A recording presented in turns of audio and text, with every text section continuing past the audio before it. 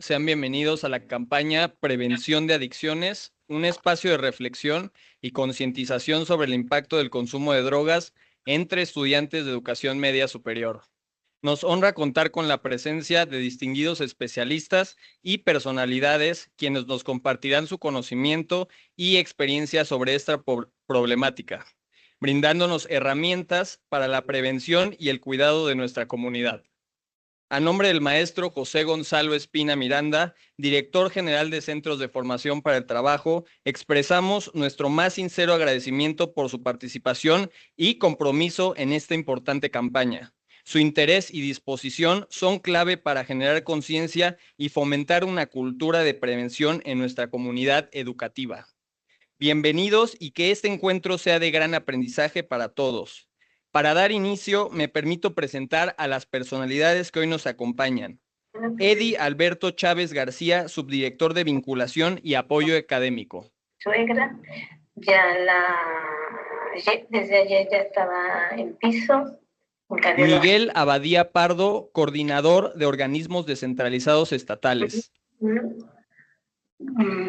Y bueno, pues ella les manda a todos. Igualmente le damos la bienvenida al director del CECATI, Fernando Torres Marroquí.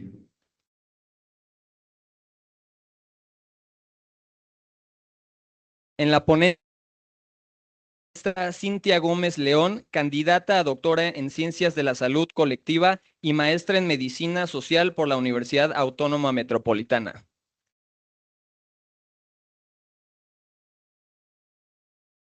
Igualmente, les damos la bienvenida al doctor Rabín Amadeo Martínez Hernández, doctor en Sociología por la Universidad Autónoma Metropolitana, especialista y maestro en Medicina Social por la misma institución.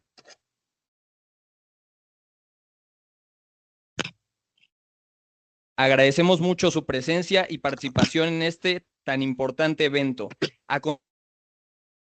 Alberto Chávez García, encargado de la Subdirección de Vinculación y Apoyo Académico, nos brindará un mensaje para dar inicio a este evento.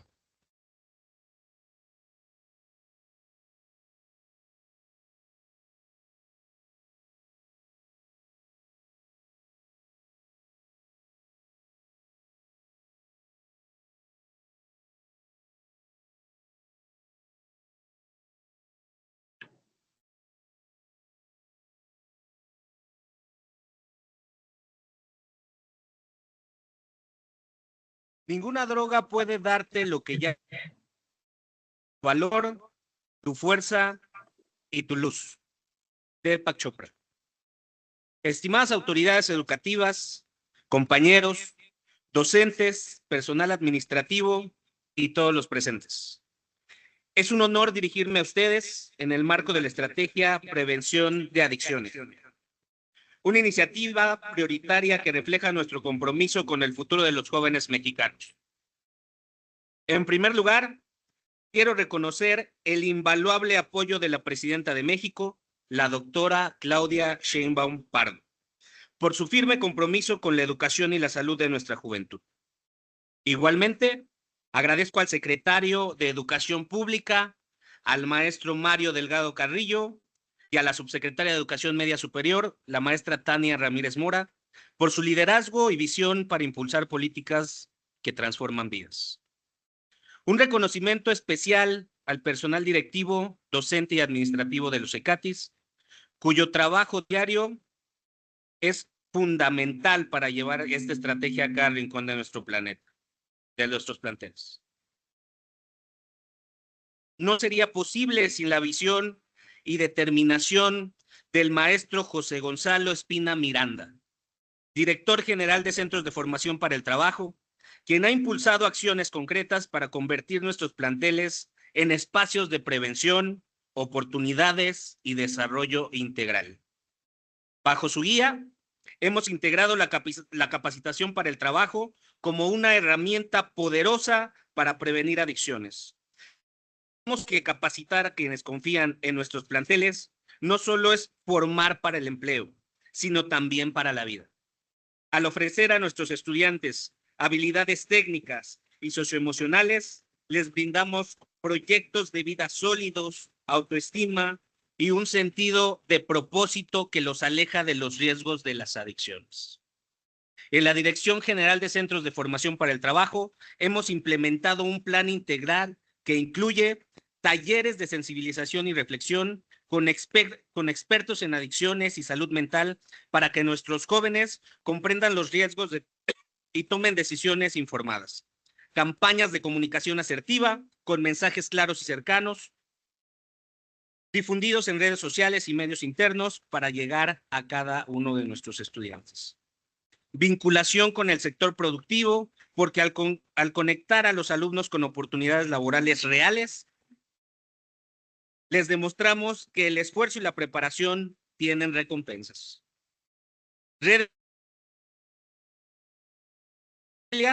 porque la prevención es una tarea que los involucra a todas y a todos. Además, está para que nuestros maestros no solo sean instructores, sino también guías y mentores que inspiren a sus alumnos a elegir caminos positivos. Compañeras y compañeros, la estrategia Prevención de Adicciones no es solo un programa más, es una misión de vida que requiere el compromiso de todas y de todos nosotros. A los docentes, los invito a seguir siendo faros de esperanza para sus alumnos. Al personal administrativo, a ser facilitadores de estos esfuerzos. Y a todos, a trabajar con pasión y convicción porque impactará el mañana de nuestros jóvenes. Juntos construiremos un México donde nuestros jóvenes puedan desarrollar su máximo potencial, libres de las cadenas de las adicciones. La estrategia Prevención de las Adicciones es un paso firme hacia ese futuro y su participación activa es indispensable. Con el apoyo de nuestras autoridades y la dedicación de esta gran comunidad, lograremos un México libre de adicciones, lleno de oportunidades y sueños cumplidos. Muchísimas gracias.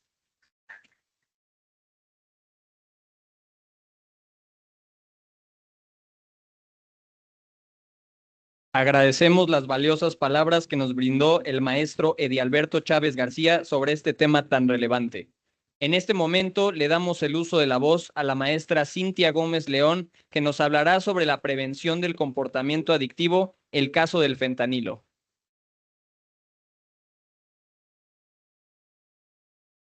Adelante, por favor. Sí.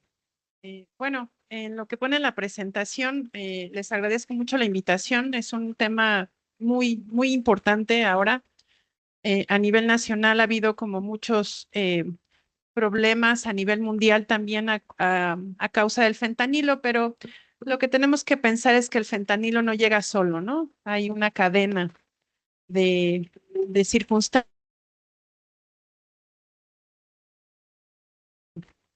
Y ya para eso venimos el doctor Rabín y yo. Entonces, bueno, vamos a empezar un poco con la presentación. Yo, nada más para ponerlos en contexto, soy psicóloga de formación de la UNAM y también tengo la especialidad en promoción a la salud y prevención del comportamiento adictivo.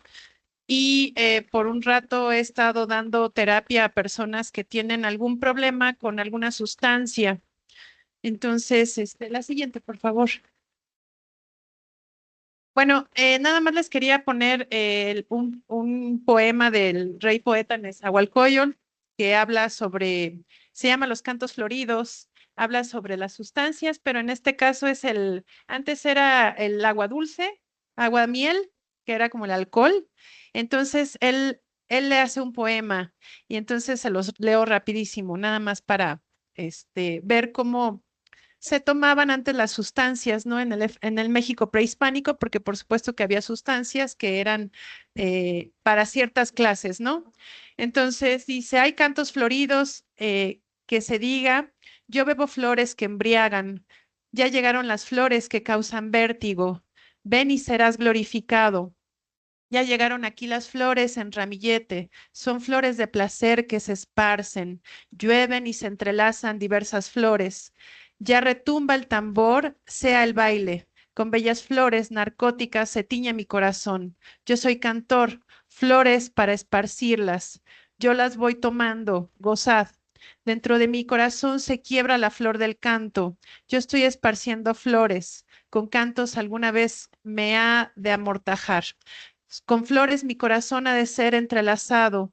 Son los príncipes, los reyes, la fama de mis flores, el renombre de mis cantos. Dejaré abandonados alguna vez.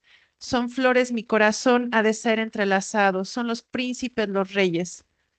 Entonces, aquí vemos un componente súper interesante que antes algunas sustancias, hongos, peyote, etcétera, son por fines rituales. Y ahorita los fines son muy distintos a los que usualmente por los que se consumía alguna sustancia. Además de que el valor o el impacto al cuerpo no es el mismo, porque estamos hablando de sustancias naturales contra sustancias sintéticas, que son gravísimas para el cuerpo, ¿no? Pero sigamos, por favor. Y bueno, vamos a empezar, ¿no? ¿Qué es una droga antes de entrarle al fentanilo de derecho? Entonces nos dice la Organización Mundial de la Salud que es toda sustancia que introducida en el organismo por cualquier vía de administración, ya sea oral, inhalada, inyectada, ajá, esos son las tres formas de administración, produce alguna alteración del natural funcionamiento del sistema nervioso central de la persona y es además susceptible de crear dependencia, ya sea psicológica, física o ambas. Estas son las características de cualquier sustancia que se llame droga. La siguiente, por favor. ¿Cuál es la clasificación de esta? Bueno, pues tenemos tres clasificaciones interesantes que son por su legalidad y por su ilegalidad. Ahorita las separo. Por su origen, naturales y sintéticas, que ya más o menos les dije, ¿no?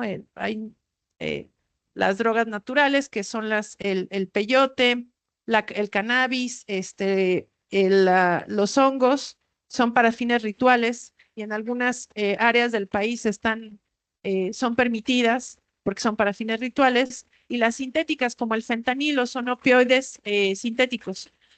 Y por su efecto en el sistema nervioso central, que es por la categoría que las vamos a encontrar de una manera más común, que son drogas estimulantes. Ahorita vamos a ver cuáles son, las depresoras y las alucinógenas.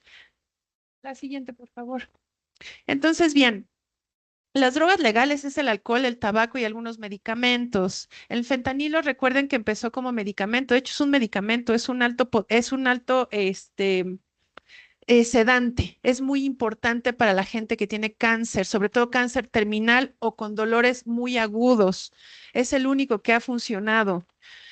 Y bien, las drogas ilegales, que son las anfetaminas, cocaína, etcétera, todas las que ya están en la lista, pero tenemos que tomar en cuenta ciertas características que lo legal o ilegal no hace menos riesgoso o más riesgoso una droga. Sabemos que el alcohol y el tabaco tienen graves implicaciones en la salud. El tabaco tiene un alto potencial adictivo, incluso más que la cocaína. No porque sea legal es menos riesgoso. Eso no tiene nada que ver con el riesgo a la salud. El tabaco posee un alto poder adictivo y según la OMS en el 2019 se asocia a 8 millones de muertes anuales de personas con cáncer pulmonar, tuberculosis, asma y enfermedades crónicas respiratorias. Recuerden que hay también humo de segunda mano. Entonces, ¿qué pasó con la estrategia para el humo del tabaco? Pues es estar libres de humo de tabaco. Niños, niños y niñas, adolescentes, etcétera. El consumo del alcohol en 2024 se estima que son 209 millones de personas en el mundo que padecen dependencia al alcohol. Cada año se registran 2.6 millones de defunciones atribuibles al consumo de alcohol que abarcan un 4.7% del total de muertes, sin considerar aquellas muertes que son derivadas del consumo de alcohol, es decir, accidentes, homicidios, feminicidios, etcétera. La siguiente. Entonces, vemos que la legalidad no indica riesgos. Es todavía más complejo. Esta clasificación es interesante porque aquí vemos el estimulante, que es cocaína, anfetaminas, metanfetaminas, ahorita lo desarrollo más, las depresoras, que son bebidas alcohólicas, opiáceos, etcétera. El fentanilo es una depresora y es 100 veces más potente que la morfina. Imagínense el potencial que tiene. Drogas alucinógenas, LSD. El LSD también salió de laboratorio. También al principio era un fármaco. La cocaína también era un fármaco altamente consumido por nuestro padre del psicoanálisis, Freud, ¿no? Ya después ya se supo que, bueno, en fin, vamos descubriendo cosas, ¿no? En fin, aquí lo interesante es que cuando nosotros vamos a una fiesta, lo vemos bien, bien común, pero aquí hay muchos problemas. Cuando vamos a una fiesta, resulta que combinamos estimulantes como el tabaco. El tabaco no es depresora, no es calmante, es estimulante del sistema nervioso central. Es decir, quien les diga que sale a fumar para relajarse, no, por ahí no va, es estimulante. Con drogas depresoras que son las bebidas alcohólicas. Cuando vamos a una fiesta, vemos esta combinación de entrada. Estamos combinando estimulantes con depresoras. Esto quiere decir que para el corazón lo están poniendo a sufrir muchísimo. Puede haber ya afecciones cardíacas, afecciones de los pulmones, ¿sí? Del estómago, por supuesto. Y también se junta con drogas alucinógenas en algunas fiestas, ¿no? Imagínense mezclar estas tres en una sola emisión, o sea, en un solo día, el daño potencial que puede causar al organismo. Les quiero decir que México es uno de los países que tiene muchos más problemas de alcohol por la siguiente razón. El patrón de consumo es muy distinto al que se tiene, por ejemplo, en Europa. En Europa toman 1 o 2 copas de vino diarias, ¿no? Son dos tragos estándar, así le llamamos. En México, ¿qué hacemos? Que llega viernes, sábado y domingo y son consumos explosivos. A eso le llamamos consumos explosivos cuando son más de 3 tragos estándar. Nada más para que se den una idea. En mujeres son 2 cervezas, 2 latas de cervezas, el trago estándar, 2 caballitos de tequila destilados, 2 cubas. Más de eso ya empieza en los hombres son 3. Y esto, imagínense que alguien, independientemente de quién sea, se toma 10 cervezas el viernes, el sábado se toma 15 y el domingo para curarla se toma otras 5. Son 30.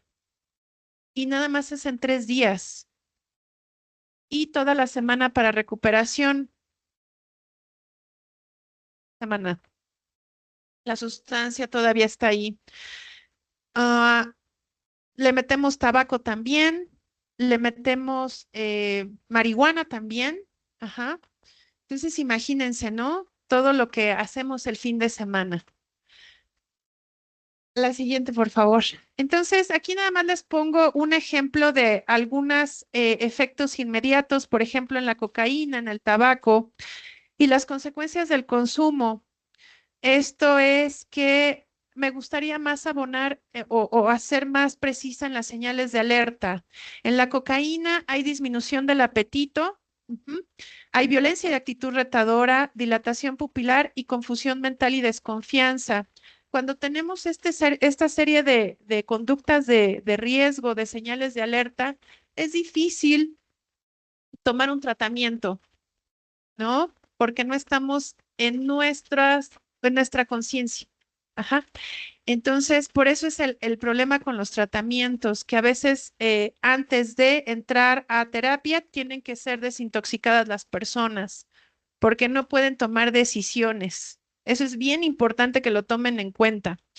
Ahora bien, hago un paréntesis importante y necesario. Cuando una persona tiene un consumo excesivo de alguna sustancia, es necesario y es importante, desde el Instituto de Psiquiatría se menciona, hay muchos estudios sobre estigma acerca de la enfermedad mental o del consumo, que no se les tiene que llamar por bajo ninguna circunstancia adictos o adictas. ¿Por qué? Porque la persona es más que el consumo. Y si nosotras las categorizamos como adictas, les estamos dando ya esa categoría y de ahí no la sacamos, ¿no? Eso es importante por el estigma que se genera alrededor de los tratamientos, ¿sí? Es una persona que consume, punto. ¿Por qué? Porque ni siquiera sabemos, no somos especialistas para decir que una persona tiene una adicción. Vemos que consume, pero no sabemos hasta qué punto. Ujú. Entonces, por favor, ahí sí les pediría, son personas que consumen alguna sustancia, punto. No más. No se necesita vulnerar más a la gente. Y se los digo porque en este punto, en las señales de alerta de la cocaína, del alcohol, del fentanilo, las personas no pueden tomar decisiones conscientes. ¿Por qué? Porque tienen una sustancia que está modificando la interacción de sus neurotransmisores, de su sistema nervioso central y que está afectando centros de conciencia. Nosotros tenemos el hemisferio frontal. Aquí también actúa la droga. Este es el que nos hace diferentes de nuestros parientes primates. Ajá. Que tenemos esta posibilidad, este hemisferio frontal que nos hace el raciocinio y la conciencia, ¿sí? Cuando nosotros tenemos una lesión en el hemisferio frontal, está en peligro su raciocinio y su conciencia, ¿sí? También está el lenguaje ahí en la parte izquierda. Esas áreas son afectadas por cualquier droga que entre. Entonces, no se trata a veces de voluntad, así de que tú puedes, no, de verdad que no. O sea, ojalá fuera tan sencillo, ¿no? No estaríamos en esta plática si fuera así de sencillo. Entonces, tengamos a bien a tener esta conciencia de que no se trata de una elección consciente, ¿ok? Por eso es que se necesita desintoxicar y se desintoxica con otras drogas, con metadona, por ejemplo. Entonces, es un procedimiento bien complejo. Hay un toxicológico, hay un médico psiquiatra o médica y hay el personal de psicología y trabajo social que están actuando en conjunto y sobre todo con las familias, que las familias son las más afectadas también. Con el tabaco, sí, gracias. Sí, no te preocupes. La nicotina siempre afecta al organismo y a todo el organismo. Ese es un hecho. Aunque no fumen, pero vivan con un fumador o fumadora, les va a afectar. Es humo de segunda mano, ¿ok? Eso es bien importante que lo tengan en cuenta. Además del dolor de cabeza, digo, del aspecto, de cómo leemos, cuando dejamos el tabaco también es algo muy interesante. Hay un deseo incontrolable por fumar, hay irritabilidad, dificultad para concentración, ¿sí? Y hay aumento del apetito y ansiedad o estados depresivos. El tratamiento para tabaco, para dejarlo, es incluso más difícil que el del alcohol. Es muy complicado, de verdad. Yo había tenido pacientes que habían fumado durante 30 años y habían tomado alcohol durante 10 y fue más fácil que dejaran el alcohol, incluso hasta la cocaína. El tabaco es bien complicado. Y con esto me voy también a la nueva sustancia, ya no está nueva, pero es los vapeadores que parecen ser que huelen hasta bonito, ¿no? Esos son todavía peores que el tabaco y con un potencial adictivo aún más fuerte. Entonces, aguas con los adolescentes y las adolescentes porque parece como de moda y parece que es como inocuo, pero es todavía más dañino para el sistema nervioso central y para el sistema respiratorio y circulatorio. Hay chicos y chicas que llegan a niveles de colesterol por estos consumos. Entonces, eso es a tomar en cuenta. Vamos a pasar a las drogas depresoras, que es el alcohol. Consecuencias del consumo, que es gastritis, enfermedades cardíacas, afecciones graves, dolores intensos de cabeza y estómago, pero además vienen como estos efectos secundarios, que es violencia intrafamiliar, que es violencia en la calle, violencia en el tráfico, ¿no? Y se hace más grande la mortalidad por consumo de alcohol.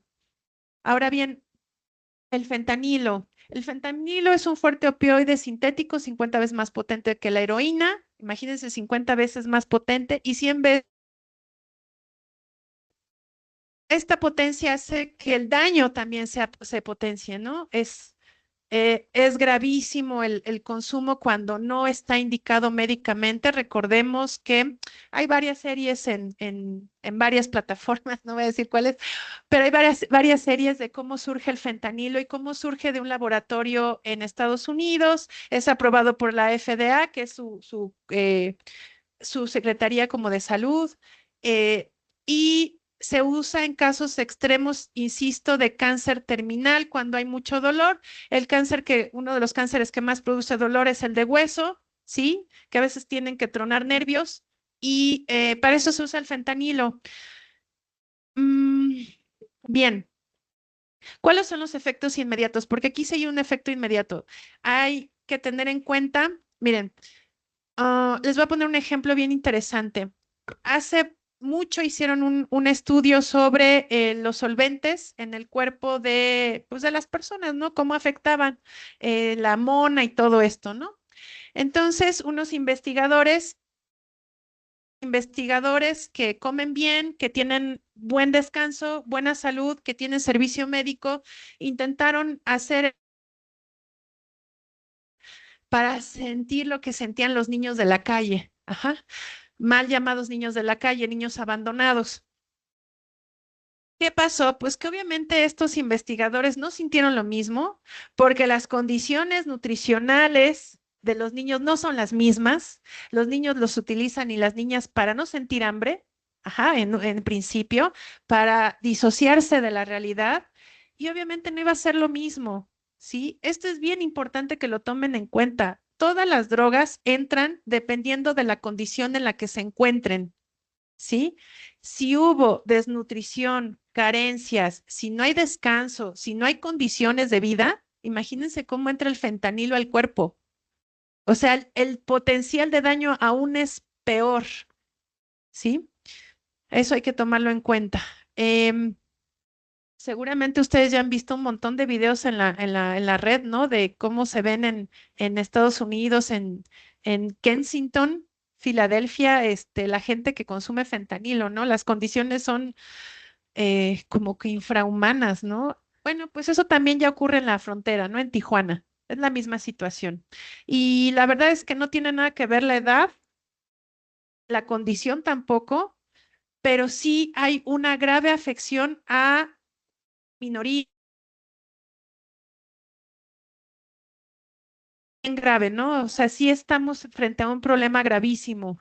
¿Cuáles son las señales de alerta? Pues los cambios bruscos de humor, cambios de hábitos de sueño, tendencia a manifestar conductas arriesgadas. Estas señales de alerta nos indican que los tratamientos no servirían en ese momento porque no estamos en conciencia. Toda persona que tenga un tratamiento psicoterapéutico, psicoanalítico, lo que sea, tiene que tener conciencia. Ujú. Y en todas las personas que tienen estrés postraumático es difícil que tengan un tratamiento exitoso porque también se daña hay estructuras que nos permiten hacer decisiones y como hubo mucha presencia de estrés, resulta que quedan dañadas. También por eso es importante que ustedes tengan en cuenta que cualquier persona que se sometió a una violencia continua y sistemática es necesario que también tome terapia por muchísimo tiempo, no es a la primera, por las estructuras neurológicas que están comprometidas. Ujú. Porfi. Ajá, exacto. Síndrome de abstinencia que involucra dolores en músculos, problemas para dormir, diarrea y vómitos, escalofríos, movimientos incontrolables y deseos intensos de consumir la droga. Resulta que hay sustancias como el fentanilo. No les voy a decir como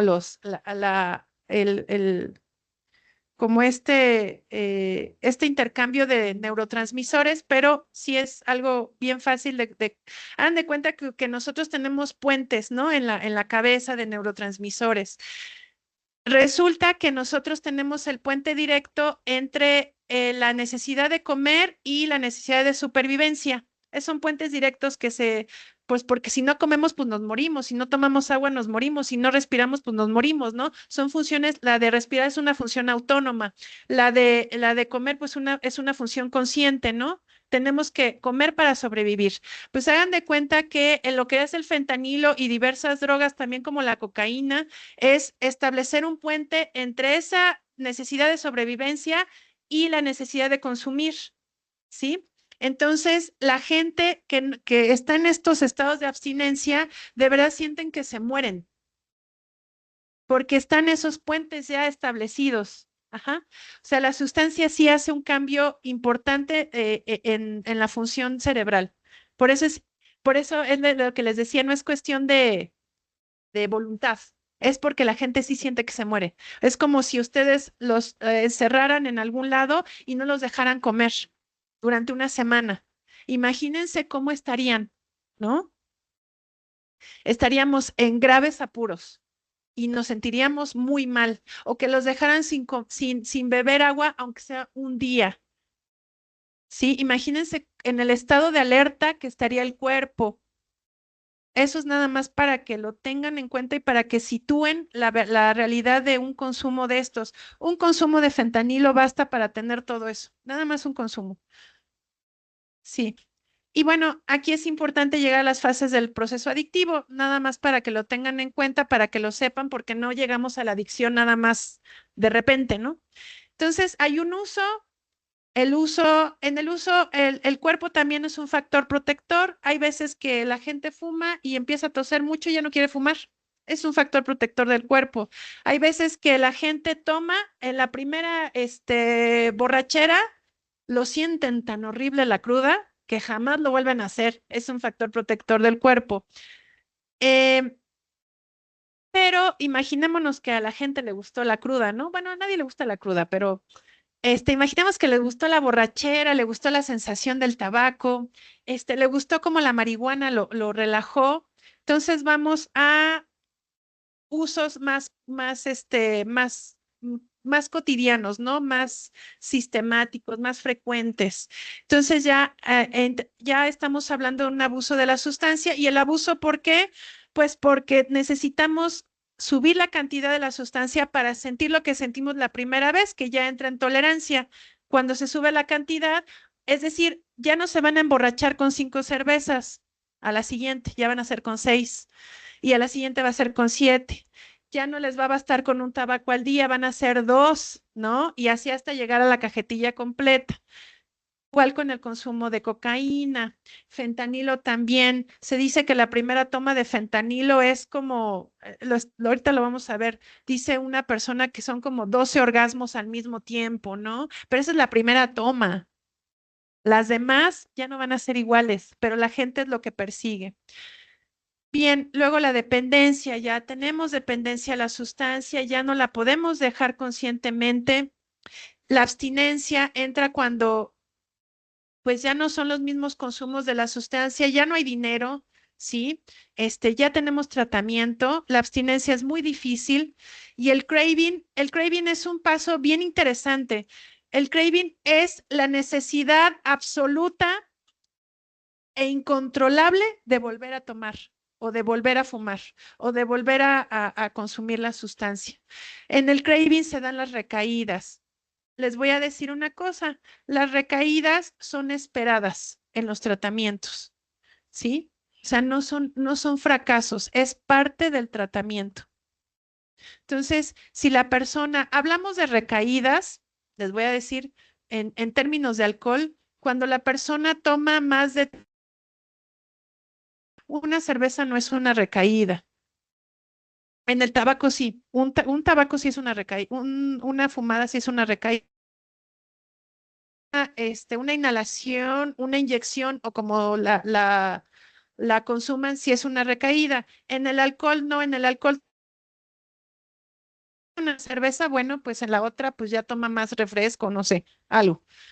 En las otras sustancias no. Sí hay una recaída por un consumo, pero es esperado en el tratamiento. Lo que se espera es que se vuelvan a restablecer los patrones, etcétera.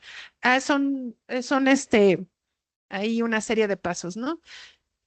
La que sigue. Y bueno, nada más les quiero situar que la persona no está sola en el universo, la persona que consume.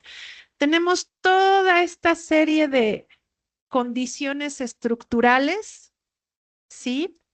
Que influyen en las personas. Es muy interesante la política que nos están ofreciendo ahorita, por supuesto, porque está considerando esto, que hay un contexto socioeconómico y político, ¿sí? Que hay un gobierno, que hay políticas macroeconómicas como lo, y que hay estas políticas sociales, políticas públicas. Ahorita estamos situados en una política pública de lucha contra el fentanilo. La verdad es que el gran cambio que hubo y que es muy positivo fue la creación de la CONASAMA, que es la Comisión Nacional de Salud Mental y Adicciones. Se une adicciones a salud mental y además se hace un cambio interesantísimo en la Ley General de Salud del artículo 72 al 78 con respecto al tratamiento de las adicciones, porque sí es un problema estructural. Si ya lo reconoce el Estado como un problema estructural, se pueden abarcar acciones, se pueden abarcar estrategias más integrales y, esto es bien interesante, con respecto a los derechos humanos. Por eso les dije, no hay que estigmatizar porque esta política está basada en derechos humanos. Entonces, eso es un cambio radical, interesante y necesario en el Estado mexicano. Primero impulsado por el anterior presidente López Obrador y ahorita ya llevado a la práctica por nuestra actual presidenta Claudia Sheinbaum. Esto es muy interesante y de verdad el esfuerzo es titánico porque no se había manejado la adicción así. ¿Se acuerdan cómo se manejaba en anteriores gobiernos como criminalización?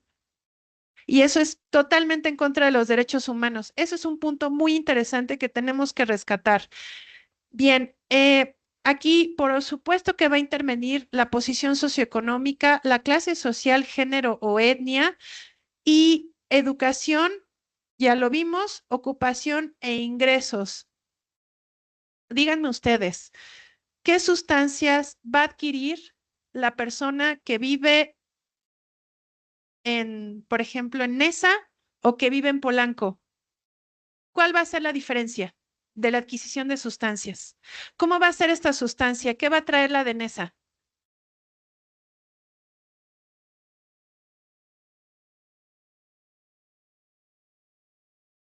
Va a ser la de mayor calidad, la de Polanco, ¿no?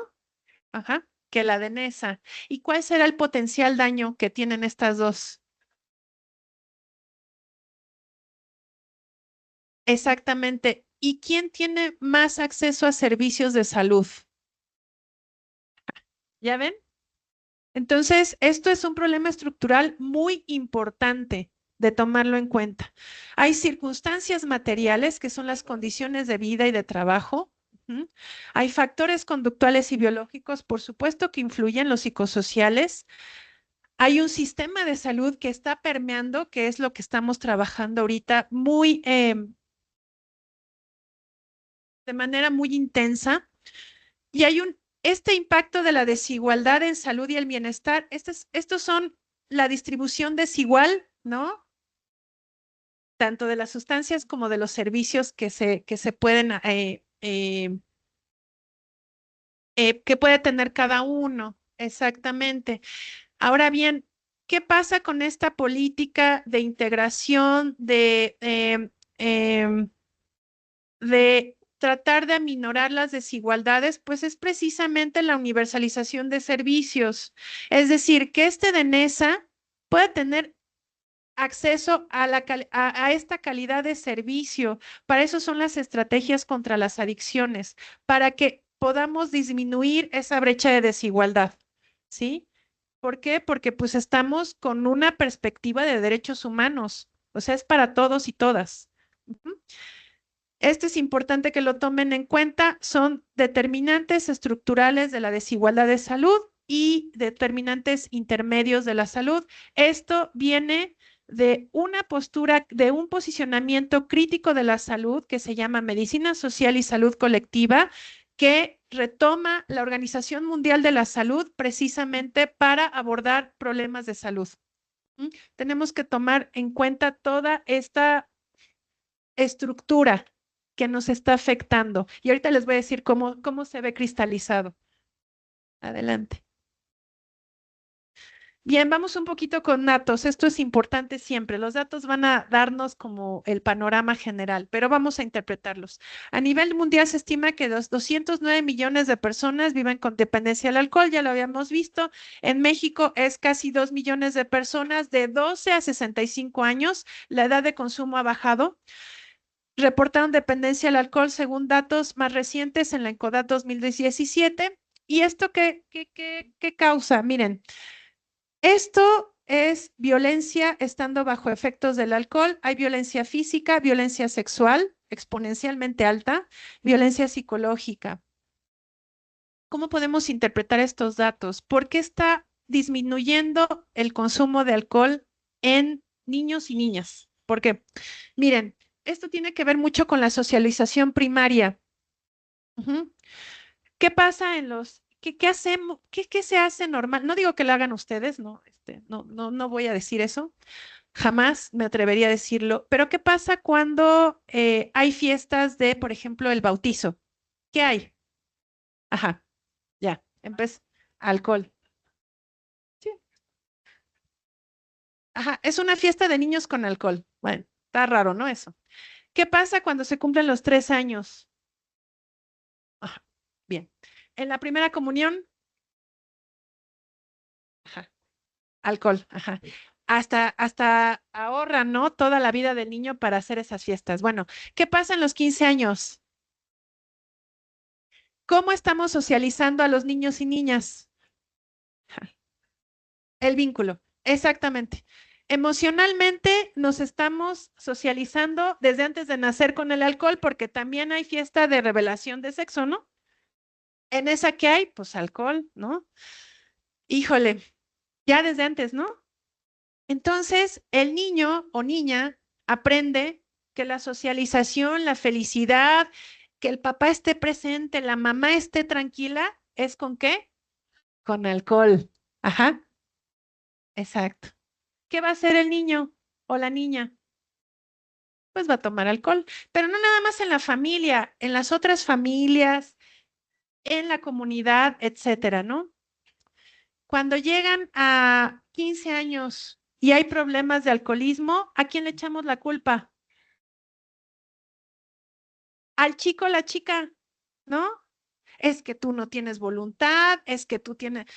Y dice, o sea, no se los van a decir los adolescentes y las adolescentes, pero van a decir, pues yo diría que la respuesta correcta sería, pues toda mi vida he visto cómo se emborracha mi papá contigo, lo que sea, ¿no? Mi papá se la pasa borracho. ¿Cómo te atreves a regañarme? ¿No? Eso es importante que lo tenemos en cuenta, que estamos socializados con las drogas legales, tabaco, alcohol y ahora vapeadores. La que sigue, por favor. Y bueno, aquí tenemos un consumo en general de drogas de inicio, que son el alcohol y el tabaco, después la marihuana, después la cocaína, los inhalables, ¿no? En el país, un poquito más para acá, en el país, ustedes ven aquí la posición de las metanfetaminas, del tabaco, inhalables, ¿no? Esta gráfica es bien interesante y la fuente es el Observatorio Mexicano de Salud Mental y Adicciones. Estaría bien que la revisaran, sobre todo por los estudiantes y las estudiantes, ¿no? Porque aquí se encuentran estos consumos, en qué parte están más concentrados los consumos, que son en el norte, en el centro. Aquí están los centros de tratamiento y rehabilitación, ¿no? Tenemos una alta concentración, lo podemos, ajá, aquí lo que les iba a decir, lugar donde se consigue la droga. Chequen dónde se consigue la droga más. En vía pública. Se supone que en vía pública no se podría vender, ¿no? ¿Quién es? Bueno, esto es importante que lo tomen en cuenta. ¿Dónde se está adquiriendo esta droga? En vía pública. Ujú. por condiciones estructurales, como vimos en el anterior esquema. En la casa de amigo familia, pero vean cómo se reduce drásticamente de un 72% a un 7%. No estamos consumiendo en casa, estamos encontrándola fácilmente en la calle. La proporción de reporte del fentanilo, ya entrando de lleno a la sustancia, alguna vez en la vida de usuarios, centros de tratamiento y rehabilitación no gubernamentales. Y bueno, vean cómo en el norte, en Sonora, precisamente en Baja California, que son estados fronteros, hay muchísimo más consumo en el norte. Ajá. Como que ya vamos dándole lectura más profunda, ¿no? Más crítica, más allá del consumo. ¿Por qué está pasando? Y bueno, tenemos que el fentanilo es extremadamente potente, tanto en su efecto letal como en la activación del sistema de recompensa. El sistema de recompensa, cuando a ustedes les regalan algo, se ponen felices, es el sistema de recompensa. Cuando sacan un 10, los alumnos y alumnas pues, se ponen contentísimas, ¿no? Y contentísimos. Ese es el sistema de recompensa. Cuando tenemos una sustancia tan estimulante como el fentanilo, lo demás ya no nos sabe. ¿Sí? Es como si comieran el mejor chocolate de su vida y luego les dan un chocolate vaquita, ¿no? Pues ya dicen, ¿esto qué, no?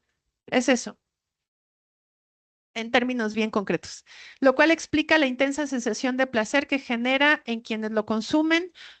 Con base en un informe del Gobierno de México publicado en el 2024, afortunadamente tenemos informes bien recientes. Esto hay que tomarlo en cuenta porque es un esfuerzo intenso del gobierno actual.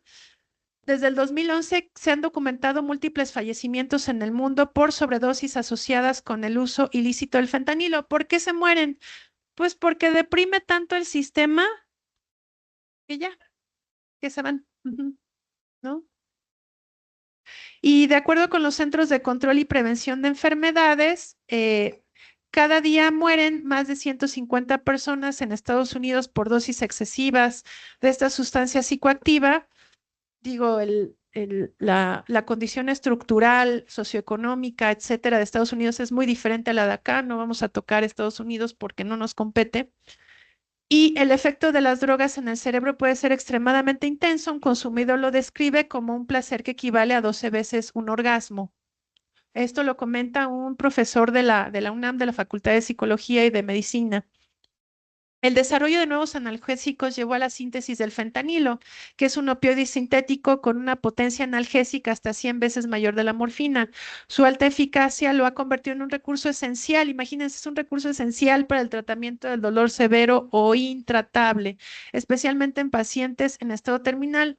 Es parte del tratamiento paliativo, ¿no? Pero es para este dolor intenso, ¿no? Adelante. Gracias. Y bueno, vamos a ver qué existe, ¿no? ¿Qué hay? ¿Qué vamos a hacer con esto? Sobre todo en infancia y juventud, una de las acciones, pues por supuesto, uno de los factores protectores más importantes va a ser la escuela. Siempre lo será.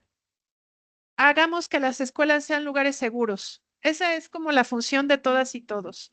Que las escuelas sean esos sitios donde podemos recurrir cuando tengamos algún problema. Recuerden que en pandemia, cuando los chicos y chicas no iban a la escuela, el número de violencias y embarazos adolescentes subió muchísimo por estar en casa. Las escuelas sí es un factor de protección. Bien, hay que mantenernos informados como profesores, profesoras, por supuesto, de este tipo de sustancias. Proporcionar orientación sobre los riesgos de consumir este tipo de sustancias, como bien lo mencionaron, hay talleres. Siempre apostar por los talleres. ¿Por qué? Porque en los talleres se platica, se puede hablar. Procurar que el comportamiento de las personas adultas sea congruente con lo que dicen. Ajá.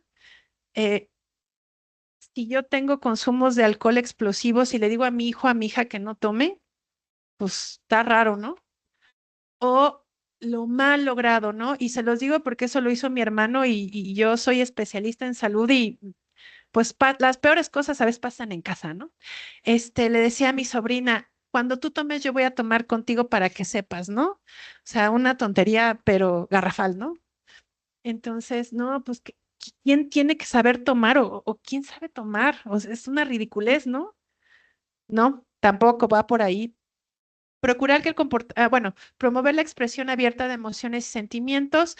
Hay estudios que dicen que los consumos en adolescentes sí son experimentales, pero también tienen que ver mucho con la depresión. En los adultos tiene que ver con depresión. El consumo de cocaína con mayores de 30 años tiene que ver con depresión. Piensen en una persona promedio de 30 años que hace 2 horas para llegar a su trabajo, que tiene mala alimentación, que tiene malos hábitos de sueño, obviamente, que consume cocaína. Piénsenlo, ¿sí? Estar alertas ante la presencia de señales de uso de drogas, esto es muy importante. Solicitar apoyo especializado en caso de consumo. Yo sé que el componente religioso es importante. Sí funciona ir a jurar, ¿no? Pero también acompañémoslos con un tratamiento, ¿sí? Acompañemos, ¿sí? Ninguna medida es mala, nada más que tiene que estar acompañada, ¿ok? ¿Y cuál es la estrategia nacional de prevención de las adicciones? Que ya hablamos un poco de eso, que es interesante. Es importante tenerla en cuenta, que es impactar en los determinantes biopsicosocial, que es el que vimos, que es con la finalidad de prevenir y reducir el uso de sustancias psicoactivas en juventudes y niñez, para la construcción de paz en el marco de los derechos humanos y con perspectiva de género. La política actual siempre va a ser en el marco de los derechos humanos, hay que aprenderlo bien y con perspectiva de género. Esos son los ejes transversales de la política actual. Esta estrategia considera que una mayor comprensión y atención de los factores del entorno, que ya más o menos entendemos en la mente, los cuales influyen en el riesgo de consumo de sustancias, repercuten en su disminución e implica tratar a la población afectada como una población digna de derechos. No lo perdamos de vista, no son adictos, es una población digna de derechos, evitando criminalizar. Ya no vamos a criminalizar, eso no funciona, ya lo vimos, nos trajo más muertes que otra cosa. Estigmatizar y marginar a las personas que consumen, eso no funciona. Y bueno, el consumo de sustancias tiene dos vertientes: la evitación de su uso desde la prevención, que son las actividades que ahorita estamos realizando, proporcionar a las infancias y juventudes las herramientas necesarias que fomenten el autocuidado y la toma de decisiones, así como su capacidad de autodeterminación. Para llegar a este tipo de autodeterminación y esta capacidad de decisión, tenemos que tener más confianza en esta niñez y juventud, ajá, y darles el espacio para que puedan hablar, ¿sí? El enfoque de reducción de daños, fomentando la responsabilidad de cada individuo en el ejercicio de su libertad, pero ofreciendo los programas y servicios necesarios para minimizar estos riesgos. Ambas vertientes coadyuvan a la formación de individuos responsables. Esto quiere decir que toda la sociedad, si ustedes en una comunidad o en una comunidad ven que alguien está en un consumo, eso nos afecta a todas y a todos. O sea, tenemos que ser comunidades responsables. No nada más es el individuo, es todos y todas. Ajá. Si alguien en sus escuelas está consumiendo, es responsabilidad de todos y todas. Ayudarle y poderle tener en el marco de derechos humanos, con dignidad, etcétera. Es responsabilidad de todos. No es un problema individual, como lo vemos. Y bueno, pues esto es todo. Y ya está en mi correo por si necesitan más información. Digo, los datos los encontramos, pero pues igual se los puedo proporcionar sin ningún problema. ¿Ok? Muchas gracias.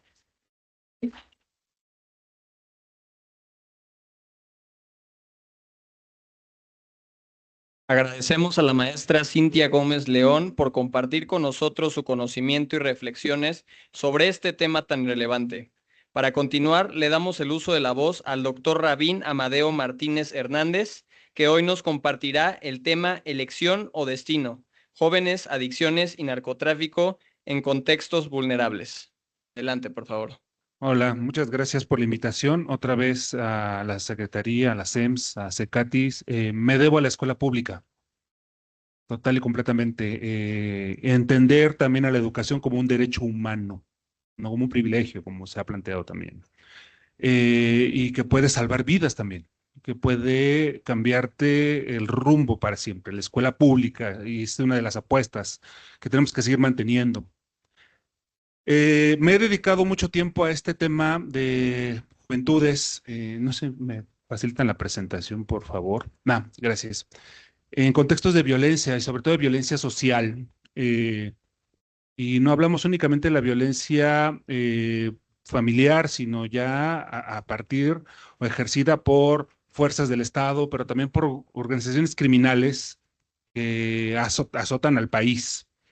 Eh, Quiero proponer que realmente si es una cuestión únicamente en que uno decide estar en estas situaciones de vulnerabilidad, de violencia criminal o también de adicción, es realmente una cuestión voluntaria, se metieron porque quisieron, porque es el camino fácil, o hay que otras condicionantes alrededor que están facilitando la expulsión de jóvenes a estos circuitos criminales y también en el mundo de las adicciones. Vamos a ver que es mucho más complejo, pues es que andaba en malos pasos, nada más, es que andaba en algo malo, por eso le pasó lo que le pasó. ¿Realmente es eso? La narrativa de muchos medios de comunicación ha sido eso, los delincuentes, ¿realmente todos están en esa situación? ¿O hay otras condiciones, aspectos estructurales que arrojan a estos jóvenes y a estas jóvenes a cuestiones ilegales? Y lo vamos a ver ahorita. Retomo una frase de Nelson Mandela que dice, no puede haber una revelación más que la forma en que trata a sus niños. Un indicador de en qué situación está una sociedad es la relación que teje con los más vulnerables, con los niños. La sociedad mexicana, ¿en qué situación está? Vamos a ver. Siguiente, por favor. ¿Qué propongo? Pues venimos en este espacio a sensibilizarnos. ¿De qué sirve que ustedes, autoridades, conozcan este tema sobre juventudes y adicciones? ¿Para qué les sirve?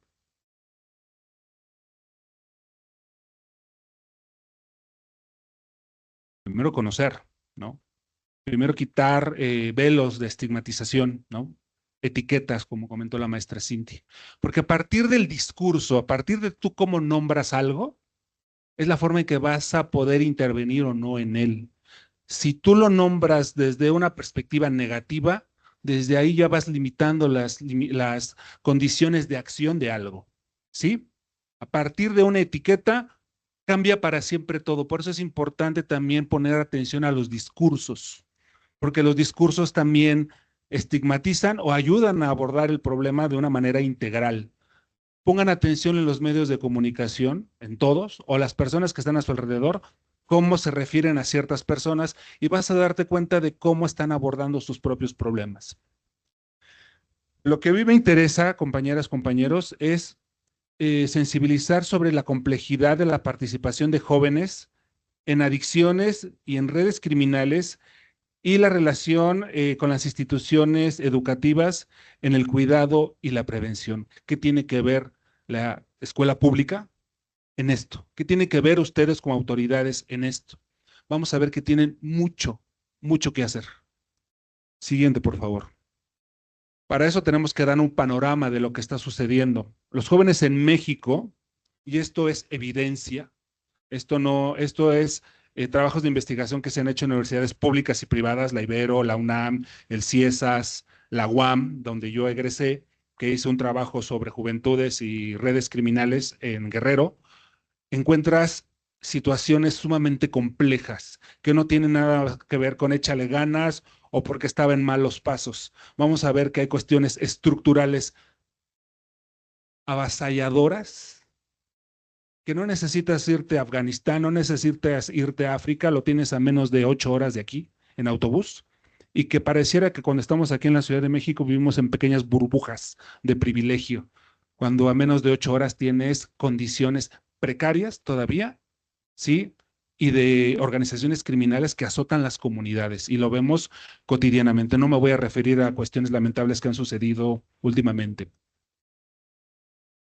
¿Qué está potenciando? Hay que tener un contexto. Hay aumento de las desigualdades sociales, se han tratado por políticas públicas tratar de aminorar estas desigualdades, sobre todo económicas, de acceso a derechos sociales como educación, como salud, como alimentación, ¿no? También hay estancamiento de las brechas económicas, ricos y pobres. Tenemos un serio problema de informalidad laboral todavía. Tenemos un serio problema. Y a los jóvenes, ahorita con esta política pública de Jóvenes Construyendo el Futuro, se está tratando de reducir el impacto. A diferencia de otras administraciones, se está volteando a ver a los jóvenes, de alguna manera. ¿Recuerdan ustedes que son o residen en la Ciudad de México cuando fue el sismo del 2017? ¿Se acuerdan? Hubo mucho voluntariado, ¿se acuerdan? ¿Quiénes estaban en las calles? ¿Quiénes salieron a buscar con barretas, picos y palas? Entonces los jóvenes nada más estaban ahí de ninis. Tan solo nombrarlos así ya es una etiqueta y les limitas el ejercicio de derechos. Salieron a las calles sin necesidad de que viniera un adulto a decirles qué tienen que hacer. Había voluntad de hacer las cosas. Entonces, ¿ninis? Yo preguntaría eso. A partir de ahí, vamos limitando también las áreas de acción. Algo muy importante es que también últimamente se ha tratado de reducir esto, pero persiste también la cuestión de redes criminales que están, ahorita lo que planteó la maestra Cintia, ¿dónde se pueden conseguir las sustancias ilegales? ¿En casa? Están en la calle. El problema está en la calle. Aquí también la otra situación es que dejamos mucho a voluntad o toda la responsabilidad en las familias. Las familias tienen que poder atender la salud física, atender la salud mental, proveer. Todo lo tiene que contender la familia, compañeras, compañeros. Cuando tienes un serio problema de tipo estructural, vamos a ver que no. Siguiente, por favor. Habíamos visto también que hay un aspecto de desigualdad social, hay una exclusión también de ciertos derechos, ¿no? Como la educación. Se ha tratado de disminuir esto a partir. No habían surgido universidades públicas en los últimos años, sino hasta anterior el gobierno con las universidades Benito Juárez, ¿no? Y otras universidades públicas, pero antes, en ese periodo, la última universidad pública que se hizo fue en la Ciudad de México, fue la UASM, y antes de la UASM, la última fue la UAM en 1970. ¿Cuánto tiempo hubo sin acceso a universidades públicas? Más de 20 años. ¿Sí? Estamos viendo que también apostarle a la educación pública es una gran oportunidad para rescatar a muchas juventudes sobre esto. Siguiente, por favor. Espérenme, porque no alcanzo a ver. ¿Qué está pasando con los jóvenes? Históricamente, América Latina es de las regiones más violentas de todo el mundo, México incluido. Hay una sobrerepresentación de la mortalidad por armas de fuego en América Latina. ¿Y la mayoría qué edad tienen? Son jóvenes. ¿Sí? Muchos de estos, hay que voltear a ver la cuestión estructural, se ven arrojados a economías informales y también a redes criminales. Por, entre otras cosas, una cultura que favorece también la cuestión de la ilegalidad. Las series estas que vemos, cualquier cosa que prendamos está en las series de tipos que los glorifican, ¿no? La música también, una industria cultural también que favorece ese mundo superfluo, ¿no? De lo ilegal. Pero también está una cuestión que favorece esto y es la cuestión económica, la falta de condiciones dignas para poder vivir. Vamos a referirnos ahorita a esto. Siguiente, por favor. Siguiente. Ella es Elena Saola, investigadora del CIESAS, Centro de Investigaciones y Estudios Superiores en Antropología Social, el CIESAS. Investigadora SNI nivel 3, brillante, Elena Saola, antropóloga y psicóloga. Ella se propuso a saber qué está pasando con los jóvenes que habían cometido delitos violentos o estaban en un proceso legal o estaban recluidas. Y encontró cosas increíbles de lo que les estaba pasando a estos jóvenes. ¿Por qué hizo eso Elena Saola? Porque el UNICEF le pidió un diagnóstico sobre las condiciones de los jóvenes, las y los adolescentes en México, que habían cometido delitos violentos o estaban en un proceso, estaban en conflicto con la ley. El término jurídico es el conflicto con la ley.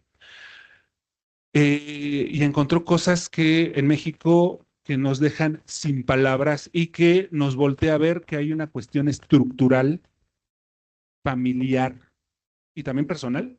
Están jugando esas tres esferas para que puedan ser susceptibles estas chicas y chicos a estar en una condición, pagando una condena o en conflicto con la ley. Siguiente, por favor. Estos son datos del estudio de Elena Saola, de la doctora Elena Saola.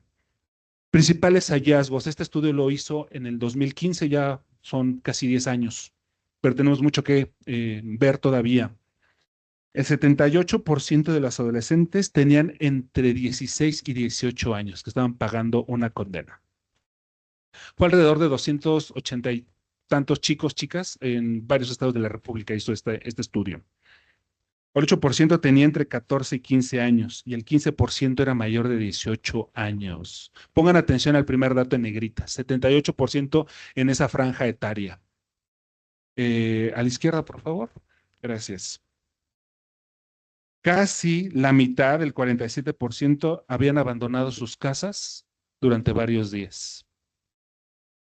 Los principales motivos por qué estos chicas y chicos abandonaron su casa fueron la separación o la violencia entre sus padres o el maltrato y el abuso sexual hacia ellos. La casa los había expulsado, literalmente, habían huido. Cuando se supondría que, ¿qué? Que la casa debería de ser, ¿qué? Tu lugar seguro, ¿no?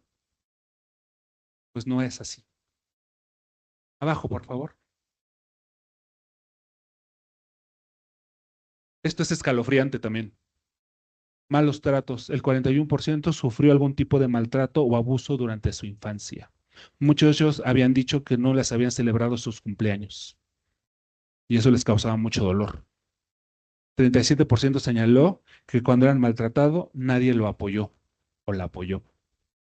40% señaló que alguien de su núcleo familiar consumía alcohol, lo que comentó la maestra Cintia, y con frecuencia cuando él o ella era pequeño. El 21% dijo que alguien en su núcleo familiar, se cortó ahí, pero bueno, había ejercido maltrato hacia ellos. Siguiente, por favor.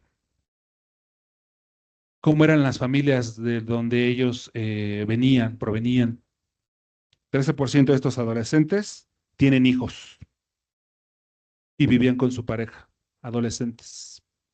Niños cuidando niños.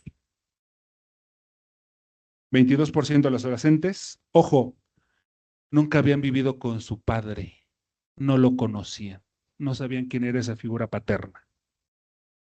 O lo habían visto un par de veces o de plano no sabían quién era su papá.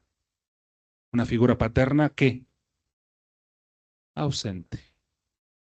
Contrario, conocían a su mamá y eran de las personas que más confiaban. 5% no vivían con su mamá. 23% de ellos vivieron con su padre o dejaron de vivir con él antes de los 11 años. 7% dejaron de vivir con su mamá. Abajo, por favor. ¿Quiénes son las personas con las que más confían? Cuando se les preguntó, ¿en quién confías? Van a ver. 79% consideran que su mamá es la persona más valiosa y la que más los ha apoyado en su vida, su mamá. 24% considera que su padre es la persona más valiosa y siempre los ha apoyado. ¿Ya ven la diferencia entre papá y mamá? Socialización masculina y paternaje nada más.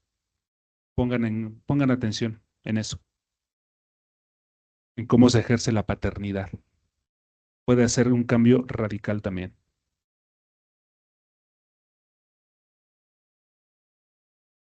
Y esto también va concatenado con lo que les voy a decir, que también es muy triste y escalofriante también.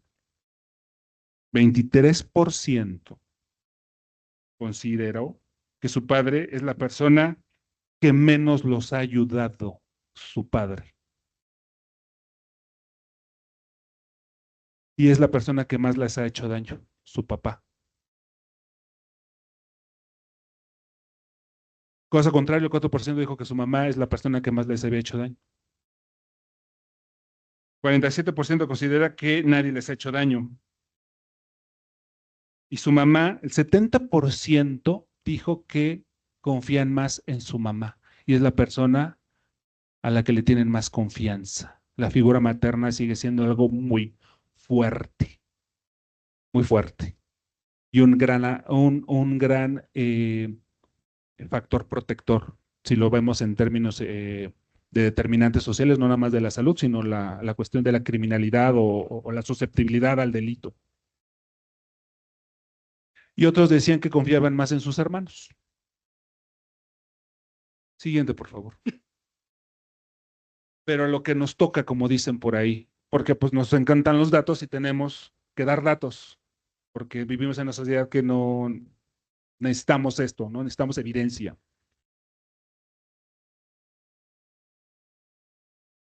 Porque son flojos, no les gusta estudiar y les gusta la vida fácil. O no, la evidencia dice otra cosa. 57% había estudiado algún grado en la escuela. 57% habían ido a la escuela. No importa, generalmente educación básica. Ojo, y esto es demoledor.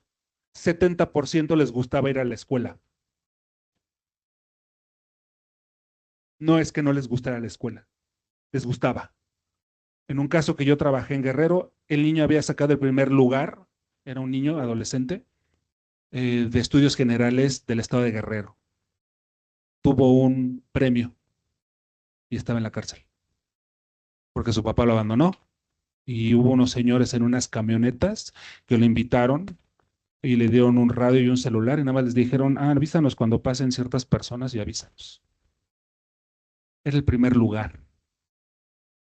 Mentes brillantes. Se las está tragando. Es preocupante.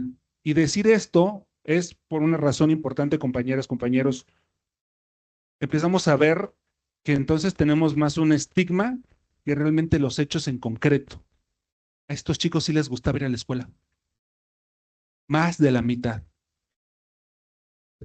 Es decir, 3 de cada 4 casi les gustaba ir a la escuela, les gustaba la escuela. 30%, pues sí, de plano, ¿no? Bueno, ya hay gente que no está en la cárcel y tampoco le gusta ir a la escuela, entonces tampoco es un factor, ¿no? Conozco muchos, tengo muchos profesionistas que tampoco les gustaba ir a la escuela tampoco. A mí no me gustaba ir a la primaria y la secundaria tampoco me gustaba. 62% señaló que en la escuela los más grandes golpeaban a los más pequeños. El bullying al interior de las escuelas. 51% decía que había golpes. 21% no continuaron estudiando. Este dato en negritas es importante. El 21% dijo que dejaron de ir porque no tenían dinero. Tuvieron que abandonar la escuela. Ya vamos viendo un perfil, más o menos, de en qué condiciones están estos chicos, chicas. 18% no habían estudiado porque los habían detenido y el otro % dijeron que pues no les gustaba la escuela. Pero se dan cuenta la gran diferencia entre el 70% que sí que les gustaba la escuela y el 14% que no. ¿Qué nos está indicando, compañeros, compañeras? Que la escuela, ¿qué?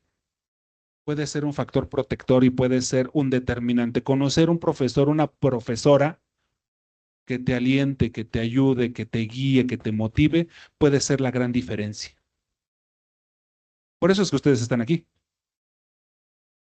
Potenciales agentes de cambio. Hubo un chico que me dijo, a mí me corrieron de la escuela porque llevé una navaja. La escuela literal lo expulsó. No pudo seguir estudiando. Lo boletinaron y dijeron, ya no vas a seguir aquí. ¿Qué pasó con él? Lo arrojaron a las garras. Si me cierras este lugar, no te preocupes, hay unos señores en unas camionetas allá afuera que me están ofreciendo 10,000 pesos a la semana. Tu papá es jornalero, trabaja en una fábrica. ¿Por qué no? ¿Se dieron cuenta de algo? Siguiente, por favor. Perdón. No, su futuro. Y esto es muy triste también. 28% dijeron que no tienen sueños, no tienen esperanza. Hay una condición de desesperanza. No hay nada que esperar. Ojo, 68% señaló que les gustaría salir ¿para qué? Para seguir apoyando a su familia, ayudar a su mamá a pagar la renta. ¿Por qué? Porque tu papá te abandonó. Querían seguir ayudando a su mamá a los estudios de sus hermanos, por ejemplo, de los más pequeños. Querían seguir estudiando también. 45% dice que saldrán de la institución penal peor de lo que ya están. Es decir, la cuestión punitiva, dicen ellos, te deja peor. No es una cuestión de readaptación social. Desesperanzador, triste, no necesariamente. Vamos a ver que no. Pero es importante saberlo. Nada más para que tengamos en cuenta la radiografía en la situación en la que hay estudios todavía más recientes por publicarse, pero esto es más o menos lo que tenemos con respecto a los chicos que habían cometido o estaban en conflicto con la ley. Siguiente, por favor. Por ejemplo, en el trabajo que yo desarrollé, algunos decían que estar en instituciones en redes criminales tenía una razón. Si bien había una cuestión de perseguir el sueño de ser el gran capo y las narrativas estos del Señor de los Cielos y todo eso, ¿no? ¿Saben cuál es la mayor motor para que estén en organizaciones criminales? ¿Por qué creen? No te pide experiencia, no te pide un título universitario ni un certificado. Paga en efectivo. Y a veces, ¿qué creen? No es de que quieras. Es que hay unos señores en unas camionetas placosas y yo trabajo en una vulcanizadora y gano 70 pesos. Y lo único que veo son camionetas y camionetas todo el día pasando. Y se bajaron unos señores, eso lo dijo Elena Saola, se bajaron unos señores en unas camionetas y me ofrecieron dinero y un teléfono celular. Más de 5 veces de lo que gana mi papá en un mes me ofrecieron.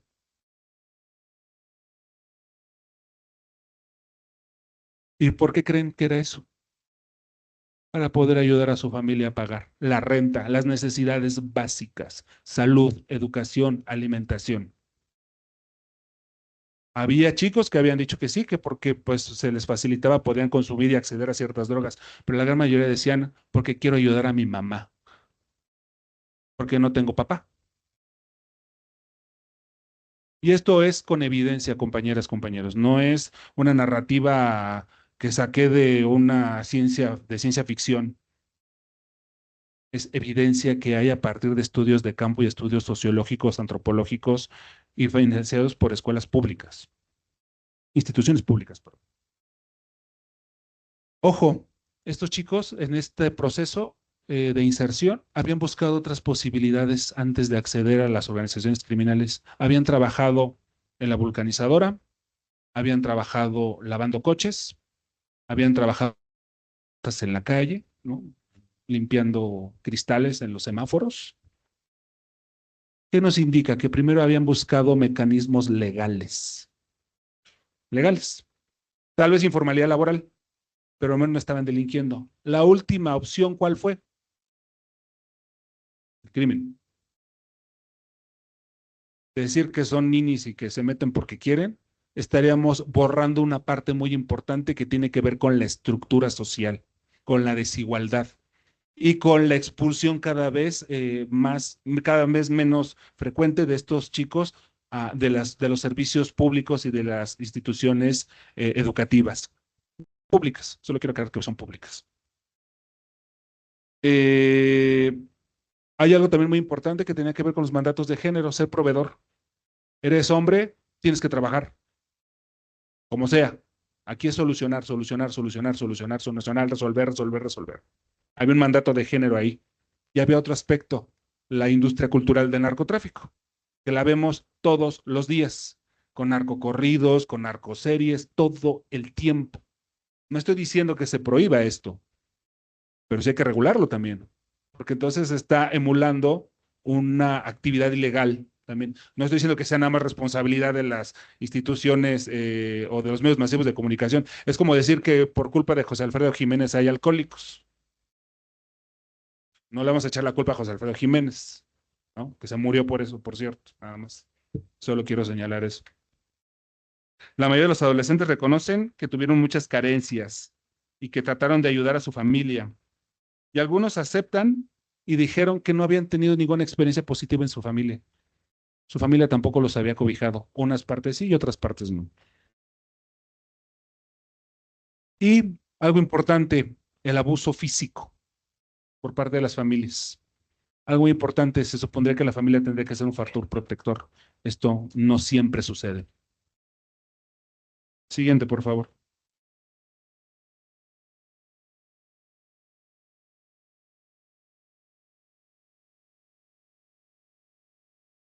Para eso hay que voltear a ver el mundo de los jóvenes. Yo les preguntaría, compañeras, compañeros, remóntense a su juventud, a su adolescencia. ¿Cómo eran ustedes en su adolescencia? Perdón, ¿Estaban completamente de acuerdo con lo que acá- decían los adultos?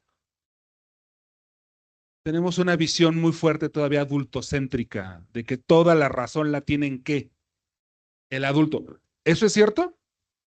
¿El adulto tiene toda la razón todo el tiempo? El problema es que No. también aquí en nuestro México mágico, una visión de que se nos educa con por la obediencia, obedecer. Por eso hay muchos problemas de violencia intrafamiliar y de violencia sexual, porque se nos educa a partir de la obediencia. ¿Pero cuál obediencia? Obediencia ciega. Rendirle culto al adulto. No estoy diciendo que les falta el respeto, ojo, no estoy diciendo eso. Voltear la mirada y sacarla un poco de este adultocentrismo, ¿sí? Donde la mirada, la razón y el poder está en manos del adulto. Trasládense ustedes a su juventud y recuerden cómo eran las relaciones con los adultos para con ustedes. Y van a encontrar muchas razones. Y ahorita cuando lo ven como adultos, híjole. Ojo, y eso es muy importante.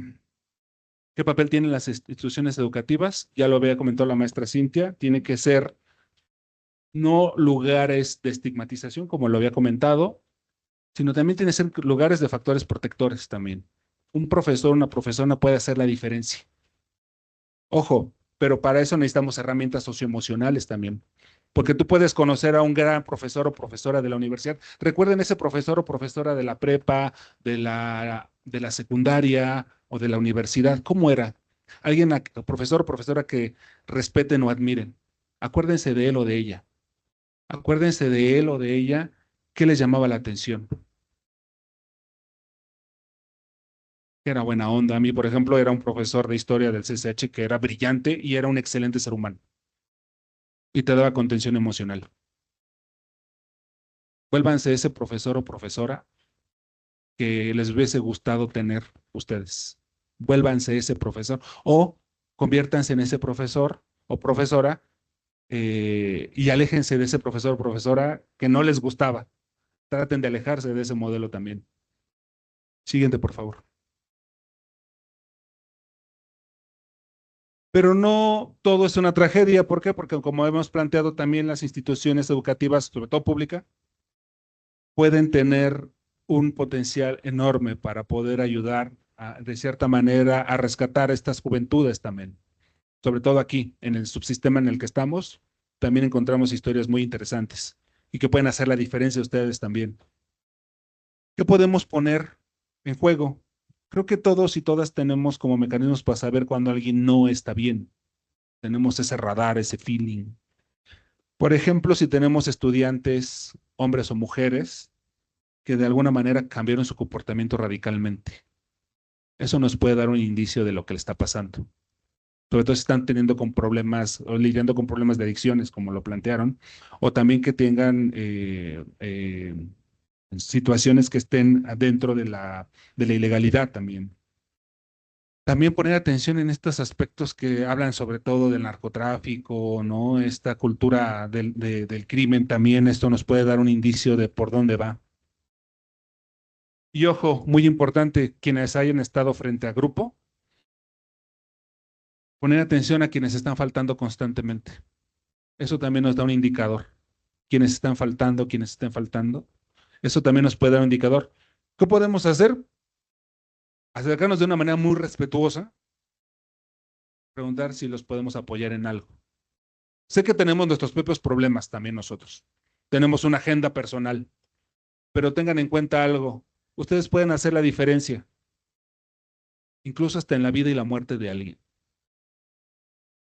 Ustedes. No estoy diciendo que se tengan que formar en otras cosas, en coaching, no estoy diciendo eso, no. No, ojalá fuera tan fácil, no. Sé que cada quien tiene sus propios problemas, pero creo que un profesor o una profesora puede hacer un gran cambio.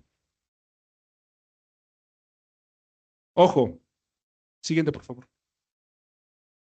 Podemos también generar espacios de contención emocional. Yo que trabajo en instituciones públicas, se me acercan mucho a hablarme de sus problemas. Igual no podemos, tenemos un serio problema más como yo como hombre, cada vez me lo hago menos, pero dar siempre opinión de todo y dar consejos. Es que tú tienes que hacer esto. Es que tú tienes que pensar en tu familia. Tienes que pensar.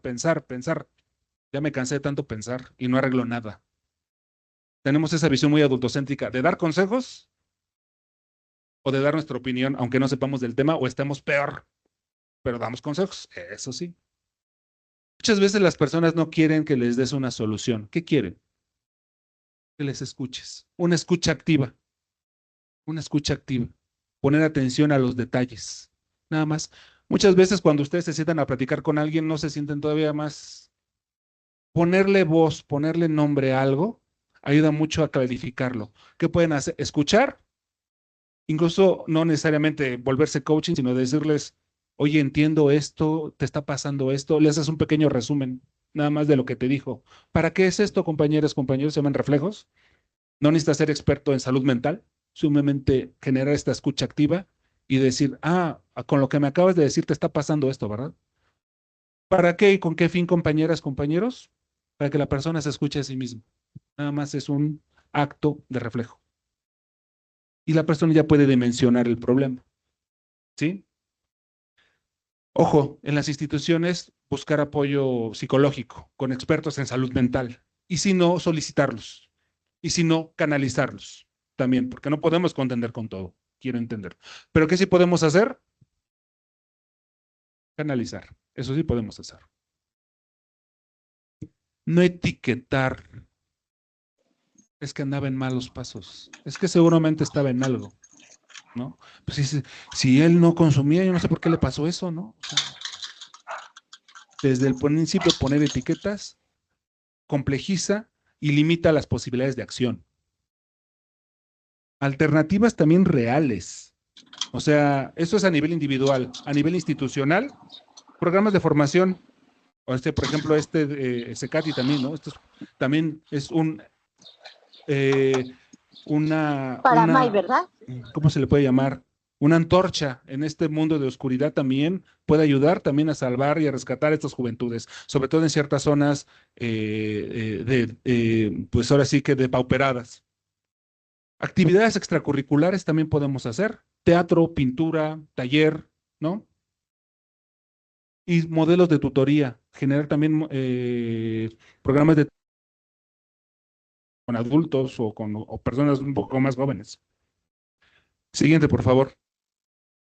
Y también, como dice la maestra Cintia, una responsabilidad compartida, no nada más es individual. La situación que le pasa a los jóvenes en este país, sobre todo los que están en conflicto con la ley y demás, es una responsabilidad de la sociedad. También estamos nosotros ahí, jugando, a favor o en contra. Yo sé que la escuela no puede resolver los problemas. De eso me queda claro, lo sé. Pero puede ser un factor clave para poder rescatar a alguien. Eso sí, puede ser un factor. Puede ayudar, puede hacer el cambio, sí.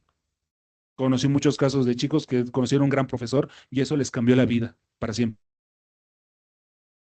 Importancia de la familia también, pero también de la comunidad y de las organizaciones sociales también. Siguiente, por favor. ¿Qué iniciativas se han generado a partir, una, de políticas públicas, pero también de las organizaciones de la sociedad civil, Jóvenes con Rumbo o también Jóvenes Construyendo el Futuro? Esto ha ayudado mucho y es por parte también de la sociedad civil y se busca que los jóvenes se inserten en el mercado laboral, ¿no? En cualquier momento. También va muy de la mano con Jóvenes Construyendo el Futuro, ¿no? Aquí lo importante es generar habilidades para el empleo, también lo que se hace aquí. Pero ojo, también se busca la terapia psicológica y la mentoría y espacios de importante generar espacios de contención emocional también. Hay muchas personas que vienen en condiciones desbordadas por muchos problemas. Lo único que quieren es que se les escuche, que se les escuche y puede hacer la diferencia. Ustedes recuerdan un momento que hayan tenido mucha tensión y hayan podido hablar con alguien y esa persona les dio una escucha activa. ¿No se sintieron más liberadas, más liberados? Ojo, muy importante. Esto es con evidencia. Estos programas ya se han puesto a prueba y han generado evidencia. Se ha podido comentar que hay una reducción en las reincidencias de jóvenes con conductas delictivas, es decir, a los chicos que se les instaló en el programa, el 60% no reincidió, ¿no? No tuvieron inicial, ¿no? Y muchos de ellos pues pudieron acceder a un mercado laboral formal, ¿no? Con estas iniciativas. ¿Que requiere esfuerzo? Sí. Siguiente, por favor. No voy a trabajar mucho, pero hay iniciativas también en Estados Unidos con jóvenes en pandillas. Ojo, había chicos en el tutelar de menores donde yo trabajé que decían que la escuela donde ellos estaban en la secundaria y la prepa estaban gobernadas por pandillas. Y eso no los dejaba y los desalentaba para ir a la escuela. No querían ir a la escuela porque los violentaban. ¿Qué se está haciendo? Esto es The Cure Violence en Chicago, en Estados Unidos. Aborda el problema de las pandillas, ¿no? Y también se les ofrecen alternativas para que no recaigan también en organizaciones, sobre todo criminales. Ojo, muy importante, hay mediadores comunitarios. Aquí tenemos que generar figuras de mediadores comunitarios, personas que sean de la comunidad, que conozcan las problemáticas de la comunidad, ¿no? Que sean factores protectores también, ¿no? Y algo muy importante también, buscar redimir conflictos, pero no a través de la violencia. Hay un ejercicio muy importante aquí que se hicieron, chicos que estaban en albergues y tutelares, en donde se ponían a jugar, ¿no? Y el instructor le decía, quítale el balón al compañero. ¿Cómo creen que le quitaban el balón? Forcejeando, no se permitía que se golpearan, forcejeando. Y el mentor les dijo, ¿y acaso se lo pediste? Y el otro, no. Oye, ¿y tú se lo hubieras dado voluntariamente? Pues nunca me lo pidió, llegó y me lo quería arrebatar, pues yo no sé qué hacer. Si se dan cuenta el cambio, nada más, estamos programados nada más para la confrontación, nunca para el diálogo. Estos chicos lo que dicen, pues si me lo hubieras pedido, yo te lo hubiera dado sin ningún problema. ¿Sí? Esto es muy importante, el aspecto educativo es fundamental. No lo podemos perder de vista. Y esto es evidencia, compañeras, compañeros. ¿Sí? Y bueno, ha tenido resultados, ¿no? Ahí están los porcentajes. Siguiente, por favor. Colombia ha sido uno de los países más azotados también por la violencia armada, junto con México. Está teniendo también programas muy importantes, ¿no? Y algo que se ha llamado la atención es generar espacios públicos libres de violencia. Pintar tu colonia, limpiar tu colonia, ponerla bonita, que se vea bien. Que los espacios públicos no sean para que estés drogándote allá afuera, sino arrancarles esos espacios a la criminalidad y poner bibliotecas, espacios para patinar. ¿Se dan cuenta? Es arrancarle ese pedazo a esto, competir, estar ahí, ¿no? Generar estos espacios amigables.